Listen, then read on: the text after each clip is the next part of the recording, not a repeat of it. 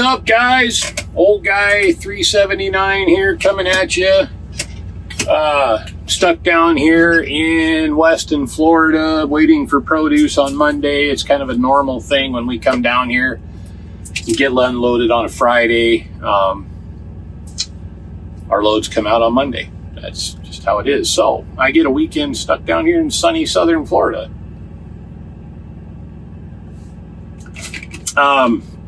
So I was watching a video this morning with my buddy over at Trucking and Politics, and I call him my buddy. I've never met the guy, but he seems like he's all right. Anyway, very interesting video he had today. He's talking about what's happening in 2024. I need to trim my beard. Oh my gosh. I just really realized that. Anyway, sorry, getting off track here. So anyway, he was discussing things that are happening in 2024, and he kind of went off on a little bit of side tangent about guys on the internet, these carriers that have drivers out there telling everybody just how much money they're making. So let's get something straight first. In the trucking business, you don't discuss your rates. If you're making good money, you keep that to yourself. Somebody asks you what you're getting paid for that load, tell them I got enough to pay my truck payment and cover fuel. That's all they need to know. They don't need to know anything else. It's really nobody's business. They don't need to know who you're calling for, where you loaded, where you're unloaded, any of that stuff. That's nobody's business but yours. And here's why. The second you start spouting off and telling people who you're hauling for, where you're going, what you're doing, what they're paying you, everything else, somebody's going to come in and backdoor you, dude, and it's going to hurt. You understand? If you get my drift. That's what's happening with all these mega carriers. Okay, I've got a lot of different theories. Part of it is they can't afford to run for free either. So he made the comment about how he sees Prime is getting into the hopper business.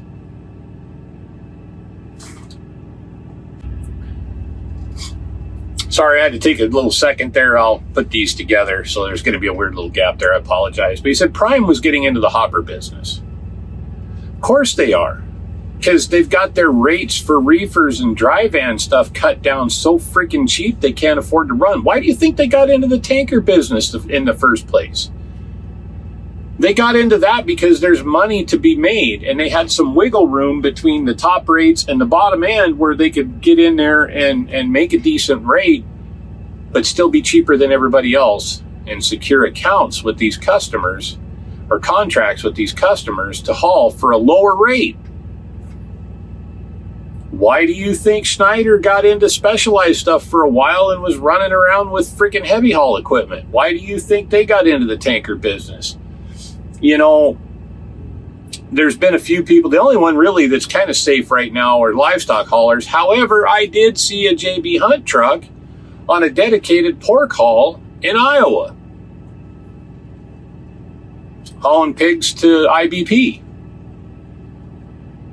So, you know, nothing's totally safe from these giant carriers. But I'm going to tell you something, guys. If you're an owner-operator and you're leased to a company and you know what your rate is, keep it to yourself. If you like doing what you're doing and you like making the money you're making, keep your mouth shut.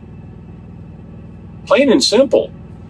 That's just the hard truth. You need to be quiet about what you make. It's nobody's business unless you want to see your stuff go downhill. I'll give you a good example. Back in the mid-90s, I was leased to a company out of Spokane.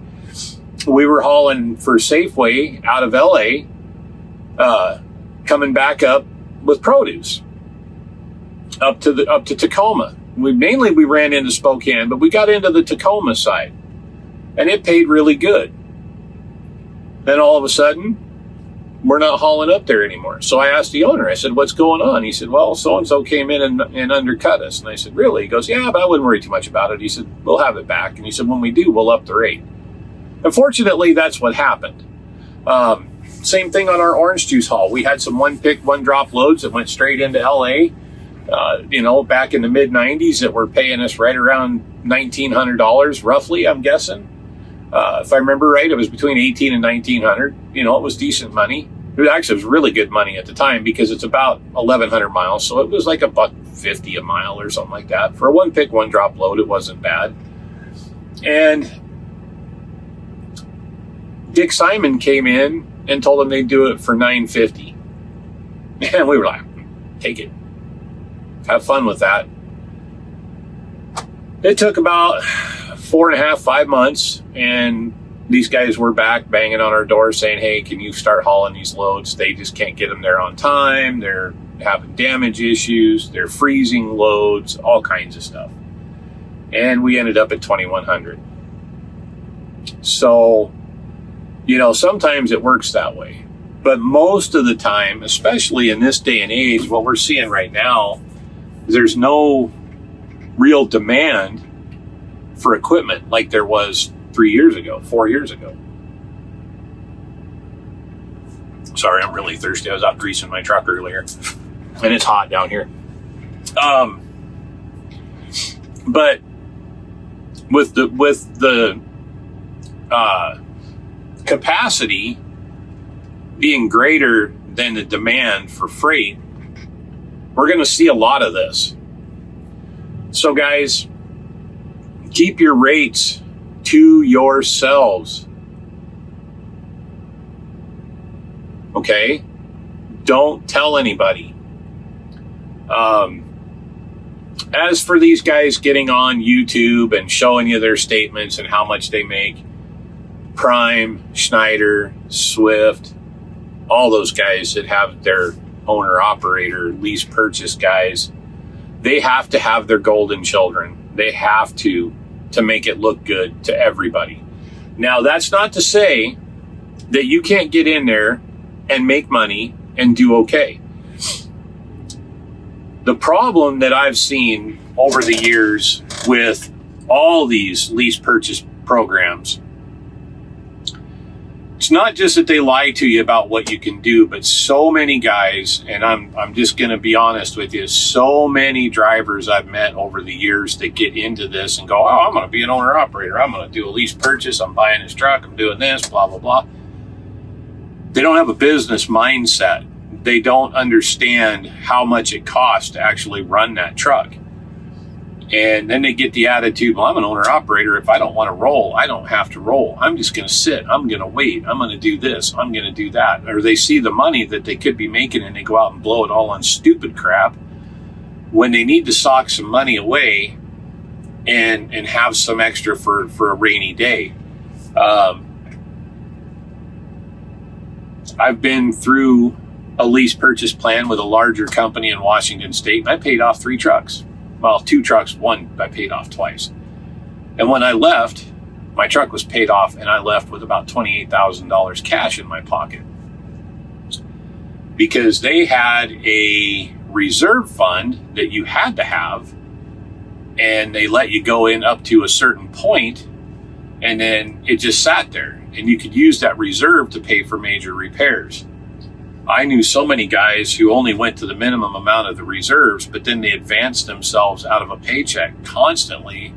And 6 months later down the road, 3 months later, some of them 9 months, it all just depended on the driver. They left in the hole upside down because they lost their truck. They owed all the money to the company. They were advancing out in their paychecks and, just doing dumb things, not making smart decisions. If you're going to get into this business as an owner-operator, you have to be smart. And you have to think about what do tires cost? What does fuel cost? What does oil cost? What do services cost? What do breakdowns cost? How much is the average labor rate? Out where I'm from, average labor rate's right around $160 an hour. If you go to a dealer, it's about $160 to $180. Independent shops are going to be between about $115 and $140. That's pretty high. And what are they charging for these things? Like a wheel seal. Typically a wheel seal, you're going to pay 2 to 3 hours labor on a wheel seal plus parts. And if you're lucky and you have disc brakes and it didn't soak any of the brake pads, you'll get by with just the labor to do the wheel seal. And just that part. Hopefully you didn't lose bearings.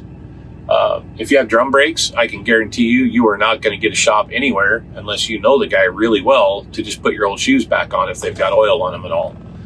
Used to be we would just clean them up real good with brake clean and just run them. I mean, they still worked. The first time they got hot, pretty well cooked the oil out of the shoes. So, but it is an issue. It's not necessarily the best thing to do. You should replace your brake shoes if they get oil contaminated. But those things, you have to think about. You are going to lose a wheel seal eventually on a truck. You are going to have leaks, coolant leaks, oil leaks, air leaks. And unless you can figure out how to do a lot of this stuff yourself to mitigate those problems, it's expensive. And it's not just the cost of the repair, it's the downtime. You can pretty well figure you are going to lose, at minimum, above and beyond the cost of the repair, $1,000 a day in lost revenue. If you can't afford that on what they're paying you, and you can't look at that ahead of time to see, okay, I'm making X amount of dollars, this isn't going to work. If I break down and I lose 4 days, I'm losing $4,000 plus whatever the repair cost. Are you making enough in a week to cover that? Or are you going to be in the hole? Or are you going to break even? These are all things to think about. So to go back, I got a little sideways there, to go back to the guys who were bragging on YouTube and wherever about how much money they're making, consider the source. I've seen a lot of these jokers, and I'm going to tell you right now, I think they're full of crap. I wouldn't believe half of them if they told me they were driving a school bus and drove up in a school bus. I'm just saying, I put no faith in a lot of them. There's a couple guys out there I've watched that have done some videos, and they've got spreadsheets and they've got all this stuff going out. And again, it goes back to, why are you sharing what your company's paying you? Why do you want anyone else to know what your rates are? Do you really want that competition? Especially in this freight market right now, where we have all these guys just freaking running for nothing, trying to hang on to their trucks, when ultimately they're not going to be able to. They're not going to be able to. It will not sustain itself like this. We will go back to a more even capacity rate than where we're at right now. It's inevitable. It will happen. But it just goes to say, drivers, it's not just politics.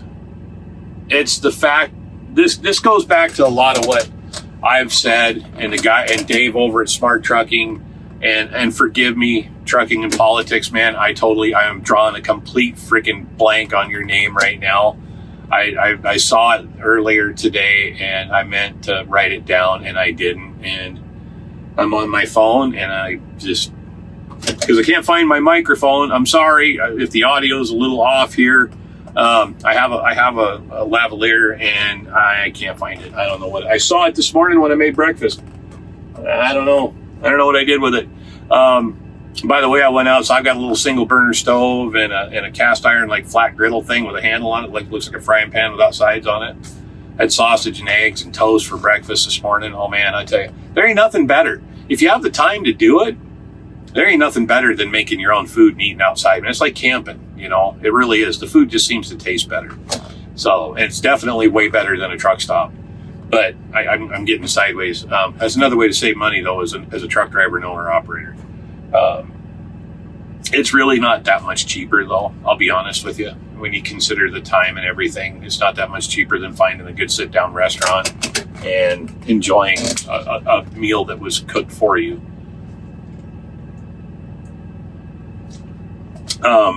But, I don't remember where I was going with that, but like Dave over at Smart Trucking, I watched some of his videos and he talks about these companies and how they're just totally taking advantage of you. And they are. They totally are. You have no control over your income when you're doing that. The only thing that you're doing for them is really when you're doing these lease purchase plans, like through Prime, England, Swift, Schneider, JB Hunt, whoever, Werner, you name it. You are a glorified company driver. You have no say in what you do. They may give you a little bit, hey, I've got 3 loads that are going from where you're at here, here, and here. Which one do you want?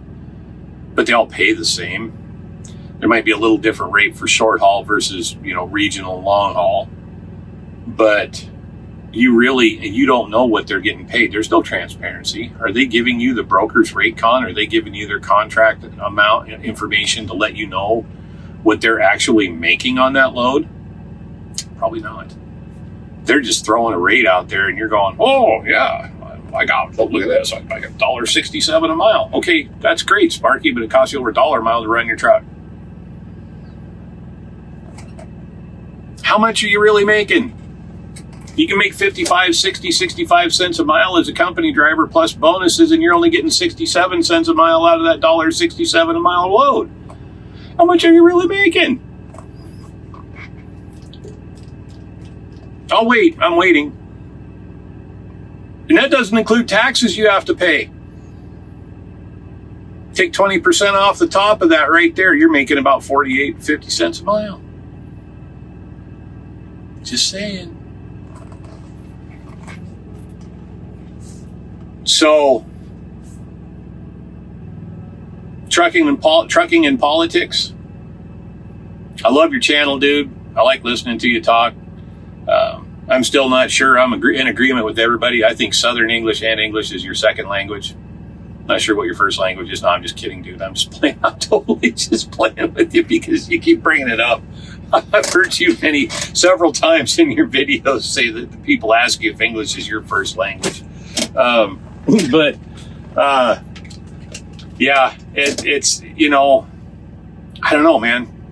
I don't understand people's mentality. I know what it is. I want to brag. I'm going to tell you how much I'm making because I know you ain't making what I'm making. That's what it is. It's got to be, right? But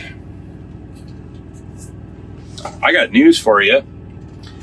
If you're with one of those large carriers doing a lease purchase plan, you guys are all making about the same amount of money as their company drivers. They're just not having to cover work comp insurance. They're not having to cover health insurance. They're not having to pay any state taxes on you. Nothing. You are not an employee. You are an independent contractor driving their truck.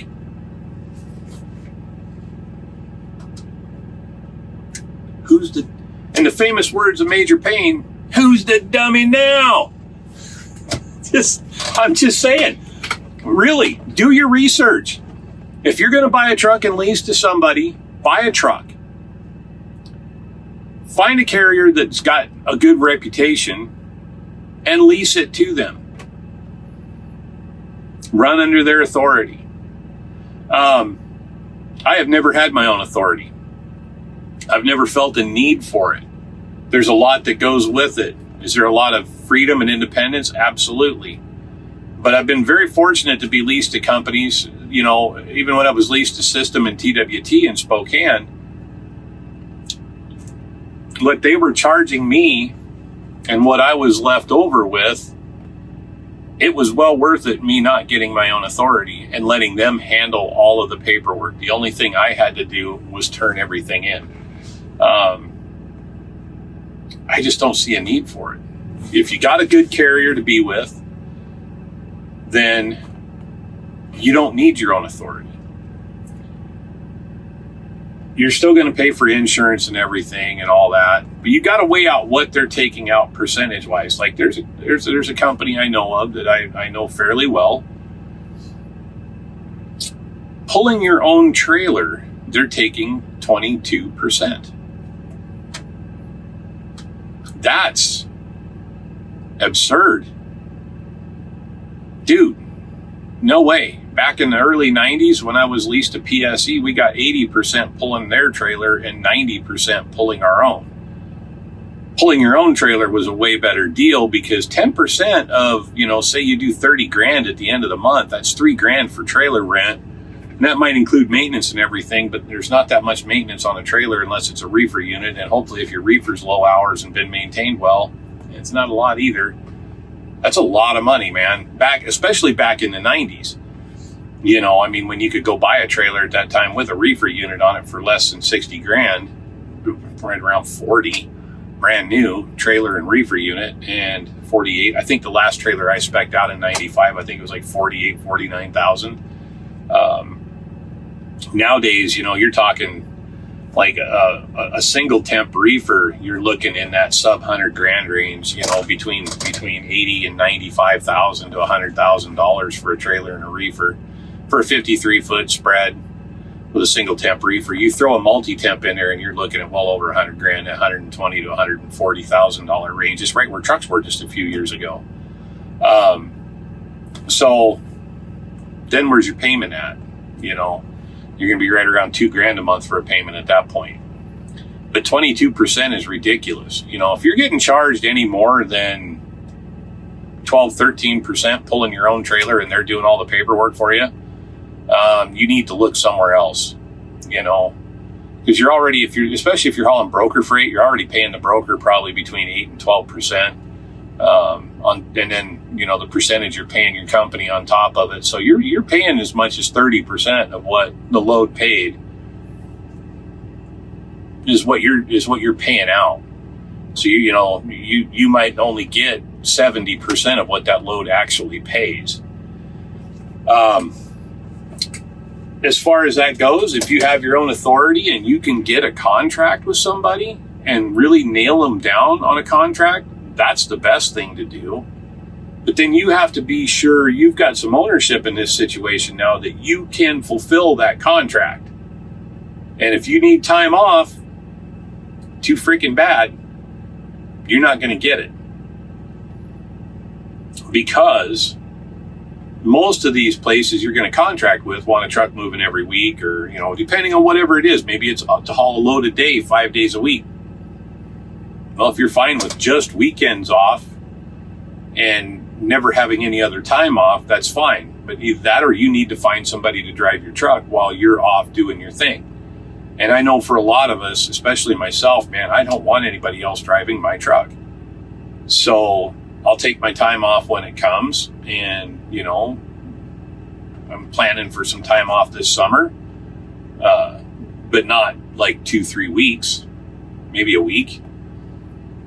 But these are all things you have to consider. And so many of you don't. You treat this like it's a company driver position. I have my own truck, but I have a company driver mentality. I'm only going to work so many hours a day. I'm not doing this. I'm not doing that. Even with your own authority, you still are not ultimately the boss. The people whose freight you have on your trailer, whether it's a load of freaking toilet paper, a load of ice cream, or a D9 cat sitting on a lowboy, those people that own that freaking equipment that hired you to haul it, they're your boss until that equipment's off your trailer. I had this discussion with a guy one time. He said, well, you're not an owner-operator. You're leased to a company. Well, yeah, I get what you're saying. I'm not an independent owner-operator. He's like, I don't have any bosses. I have nobody telling me what to do. So when's that freaking dozer got to be at the job site? Well, tomorrow at 7:30. I said, just tell him you're not showing up. And he looked at me kind of funny. He raised his eyebrows. He said, what do you mean? I said, you just told me you were the boss. Nobody tells you what to do. Tell them. I'm not, because he was complaining about the way it was scheduled out. I said, tell him you're not going to be there. You're the boss. You just said it. Well, that's different. I'm like, no, it's not. It's exactly the same as if I'm leased to a carrier and they give me a load that loads on Monday and it's got to be somewhere Wednesday at 9. It's the exact same thing. That dozer still has to be on the job site or you're going to get charged for it being late. You're still not your own boss 100%. And because you agreed to do that, they're the ones telling you when it needs to be there. Now, ultimately, you have a lot more control in your situation when you own the truck. When you lease the truck from somebody, it might be your truck, but it's really not. They own that truck. Western Truck Brokers, WTB. We turn out bankruptcies back in the day is what we called them. They were out of Post Falls. I remember they had a deal with some Volvo, white Volvos or Volvo GMCs. I think they were Volvo whites at that time because it was in the late 90s. And I don't remember how many of them they bought. They were all the same spec. They were burgundy. They weren't a bad looking truck. They were pretty decent. And they had some good freight. They really did in those days. They had some really good paying freight running up down the West Coast, all over the country. They had some local regional guys. Those guys ended up going bankrupt. And they left almost every single one of those guys that bought those trucks stranded without a truck.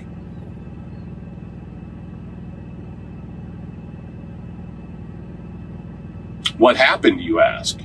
Let me tell you. They didn't make the payments on the trucks. WTB had them financed, doing lease purchases. They never got that agreement with the finance company, for one. And for two, they weren't making the payments to the finance company in the first place. So the drivers are getting that money pulled out of their settlements to make the payments on the truck, and the company's not making the payments. You're SOL. You signed a contract. Unfortunately, you have no recourse. You could take it to court. Several guys did. They filed bankruptcy. Never got a penny back. Now they're out all the money they spent and a truck. Left them high and dry. So, I've went on long enough. We're at almost 24 minutes here, guys. This is kind of my thoughts and my response to trucking and politics and trucking and politics. My English is not trucking and politics. This is my response to his video this morning, or that I watched this morning. It's the 2nd of February. I'm not sure. I think it came out sometime in the last day or two. But go check out his channel. Also, go check out Jana over at the Kindred Trucker. I've been talking to her quite a bit. Great person, man. And I love watching things from her perspective, being a new driver in the industry. You know, she's rolling up, I think, on right around 2 years. But to hear her experiences and how she sees things is really pretty cool, you know, from two different perspectives. One, from the perspective of a female out there on the road running solo. That's completely different than what I deal with. But then her thoughts and her experiences in dealing with different companies and how people treat her. You know, it's always interesting to see what she's got going on. Great person. And like I said, trucking and politics, check his channel out. He's doing good. Dave over Smart Trucking. Dude, I've never met you. I've never talked to you. I've mentioned you a couple of times in a couple of my videos. I love what you do, man. I've been watching you for years. Anyway, time to sign off here, everybody. Keep the shiny side up, the greasy side down, and we'll catch you on the flip side. Everybody be safe out there. See ya. Have a great weekend.